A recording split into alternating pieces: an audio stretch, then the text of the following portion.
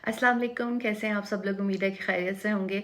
आज जब पाकिस्तानियों ने अपने फेसबुक और इंस्टाग्राम खोले तो देखा वो लॉग आउट हुए हुए थे और उन्हें लगा कि शायद जिन्होंने ट्विटर बंद किया है उन्होंने ही जो है इन ऐप्स को भी बंद कर दिया है, या फिर मुल्क के अंदर मार्शल तो नहीं लग गया, कहीं इमरजेंसी तो नहीं हो कोई लग गई, कोई तख्ता धड़न तो नहीं हो गया। ये वाली आपको पता है सबसे पहले जो थॉट्स आते हैं सोशल मीडिया बंद होने पे वो आपके जहन में ये आते हैं। लेकिन ऐसा कुछ नहीं है। ये जो है कोई जो ग्लिच आया है ये फेसबुक का जो अपना कोई सिस्टम में आया है, और इसके साथ इंस्टाग्राम और फेसबुक आपको पता है कि वो एक ही कंपनी जो है मार्क ज़करबर्ग के हैं, मेटा जो उसका नया नाम है। तो उन्हीं की जो तरफ से कोई इशू आया है जिसकी वजह से आप अपने अकाउंट को एक्सेस नहीं कर पा रहे।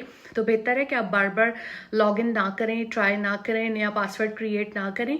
थोड़ी देर में ये जो है वो ठीक हो जाएगा और आप अपनी फेसबुक और इंस्टाग्राम को एक्सेस जो है वो कर पाएंगे। हमारे जैसे क्या है जिनका इंटरनेट भी स्लो आ रहा है, ट्विटर वैसे नहीं चल रहा, बेशतर लोग इसको वीपीएन से यूज़ कर रहे हैं। हम लोग प्रेफर नहीं करते कि हम लोग इसको वीपीएन से यूज़ करें, लेकिन वही बात कि हमारे यहाँ तो सारी ही ऐप्स के ऊपर जो है वो एक नहूसत कहते हैं उसका साया छाया हुआ है।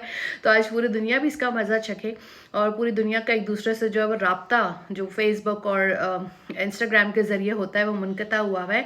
एक ग्लोबल विलेज जो है वो बन गया है इंटरनेट की वजह से और सोशल मीडिया ऐप्स की वजह से।